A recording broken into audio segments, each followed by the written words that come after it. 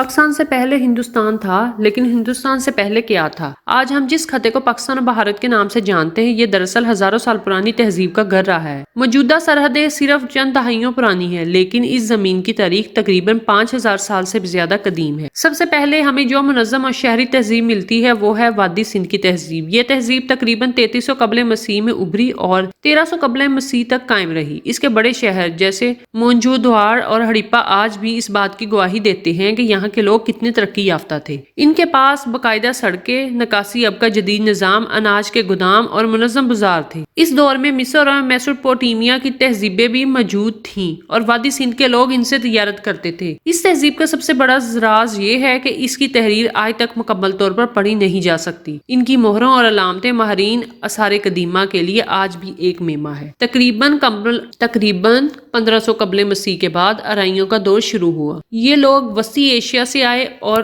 انہوں نے یہاں اپنی زبان اور مذہبی روایات متعارف کروائی۔ اسی دور میں وعید تحریر کیے گئے جو ہندو مذہب کی بنیاد ہے۔ لفظ ہند دراصل دریا سندھ سے نکلا اور فارسی بولنے والے نے سندھ کو ہند کہا اور یوں اس خطے کو ہندوستان کہا جانے لگا۔ پھر وقت کے ساتھ ساتھ مختلف سلطنتیں وجود میں آئی۔ تقریباً 6ویں صدی قبل مسیح میں اس خطے کا کچھ حصہ ہخامنشی فارسی سلطنت کے زیر اثر آیا۔ اس کے بعد یونانی حملہ آور سکندر اعظم 326 قبل مسیح میں یہاں پہنچا۔ اگرچہ وہ زیادہ عرصہ نہیں ٹھہرا، لیکن اس کے اثرات ثقافت اور فن میں نظر آئے۔ چند سال بعد چکندر گپت موریہ نے موریہ سلطنت قائم کی، جو برصغیر کی پہلی بڑی متحد سلطنت بنی۔ اس کے پوتے اشوک اعظم نے بدھ مت کو فروغ دیا اور اپنے پیغامات پتھروں اور ستونوں پر لکھوائے، جن کے آثار آج بھی ملتے ہیں۔ صدیوں بعد مسلمانوں کی آمد ہوئی۔ 712 عیسوی میں محمد بن قاسم نے سندھ فتح کیا۔ پھر مختلف مسلم سلطنتیں قائم ہوئی، جن میں دہلی سلطنت اور بعد میں مغلیہ سلطنت نمایاں ہے۔ 1526 میں ظہیرالدین بابر نے مغل حکومت کی بنیاد رکھی۔ مغل دور میں فن تعمیر، ادب اور ثقافت کو عروج حاصل ہوا۔ تاج محل اور لاہور قلعہ جیسے شاہکار اسی دور کی یادگار ہیں۔ 1857 کی جنگ آزادی کے بعد پورا برصغیر براہ راست برطانوی راج کے کنٹرول میں آ گیا۔ انگریزوں نے ریلوے، عدالتی نظام اور جدید تعلیم متعارف کروائی، لیکن ساتھ ہی سیاسی غلامی بھی مسلط کی۔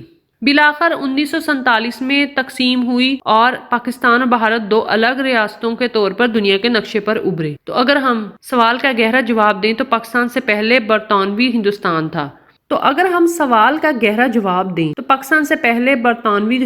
تھا۔ اس سے پہلے مغل، اس سے پہلے مختلف قدیم سلطنتیں اور سب سے پہلے وادی سندھ کی عظیم تہذیب۔ یہ خطہ ہمیشہ سے تہذیبوں کا سنگم رہا ہے۔ یہاں زبانیں بدلی، مذاہب بدلے، حکومتیں بدلی، مگر زمین وہی رہی۔